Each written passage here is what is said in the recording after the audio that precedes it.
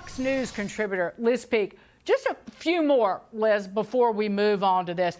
Randi Weingarten, she got all of this on Twitter. Corey DeAngelis replied, "You fought to keep schools closed," and she called him a liar. And here are just some of the things she did.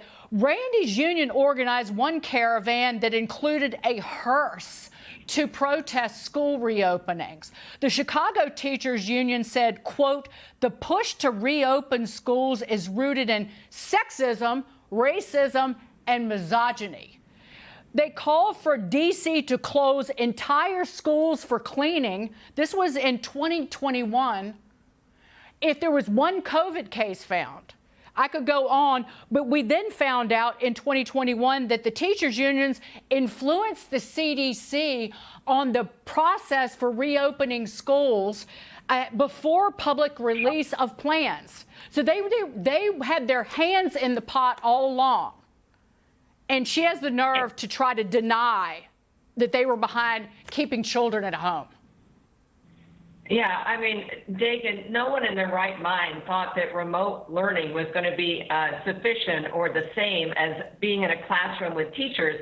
And to your point, what really happened here is it isn't that they influenced the CDC. The CDC allowed the American Federation of Teachers to basically write the script on how schools could be reopened safely. And it was written in such a way that they could not be reopened safely if there was even a minimum of COVID infections in the school. So basically, they fought to keep the schools closed. Hundreds of schools across the country, in fact, stayed closed during most of 2021, even as the rest of the economy and businesses and so forth were opening up. And the result is a loss of learning, averaging about half a year for most students. But of course, in the poorest communities, the communities that need schools the most, almost a year's worth of learning that basically a lot of experts say won't ever get recouped. And by the way, there were countries like Sweden where they never closed their schools, and studies have found it had no impact at all on the level of infection, COVID infection, and spread within the children universe. So it was all not listening to scientists. It was just the whim of basically scared teachers, and I sympathize somewhat with those teachers, but it really hurt our kids. But children we knew from the spring of 2020 did not catch COVID as easily. That's right. They did not suffer from serious COVID the way that adults did, and they didn't spread it as easily. But this power-hungry, science-denying child hater forgets one thing, that parents every night, every evening, see their kids. And they see the learning loss, and they see how these children suffered because they were stuck at home and they were not allowed to interact with their schoolmates, and they didn't have in-person learning, and they were forced to wear masks. So the parents they see the damage that was done because of this woman.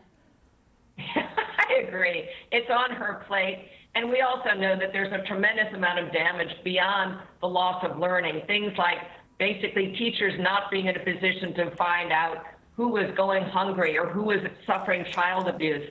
There's all kinds of social problems also that emerged from this. There really was no excuse. And again, it's an incredibly offensive statement for Randi Weingarten. I think her time has passed, and really she should step down. Well, she's trying to turn it back on the Republicans. Actually, because what she's trying to say is that school choice, that she's trying to turn it back and say, well, this is about school choice, that school choice is bad. Like, if you want to choose an element of remote learning, that is harmful to children. That's the argument that she's trying to make. And if children...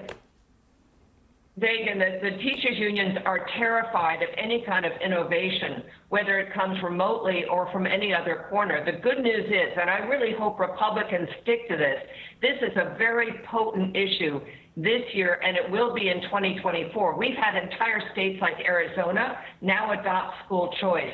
Almost everyone who ran on school choice in this past midterm election won their election. This is very big. And by the way, Democrats cannot even talk about education.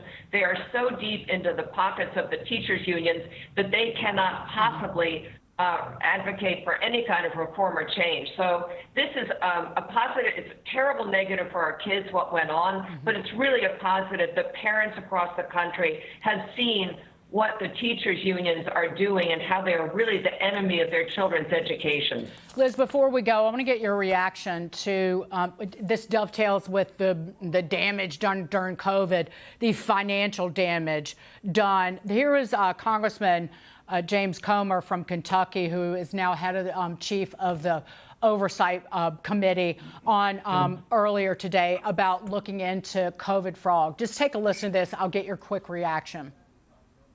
Our first committee hearing will be on the COVID funds. You know, we spent trillions of dollars in the name of COVID. There's not been a single hearing to oversee those funds. There's no telling how much was stolen. Literally hundreds of billions of dollars, Liz. That's exactly right. The Secret Service sort of tapped that more than a year and a half ago, saying it was probably $100 billion or more. No one in Congress has spent any time looking at that at all. It's an outrage to taxpayers. And by the way, it should forestall any more big spending by the Biden White House, but it will not. Liz Peek, you're the best. Great to see you as always. Thanks, Megan. Happy New Year. Happy New I'm Year. a little to you. late, but it's never too late to say Okay. happy day.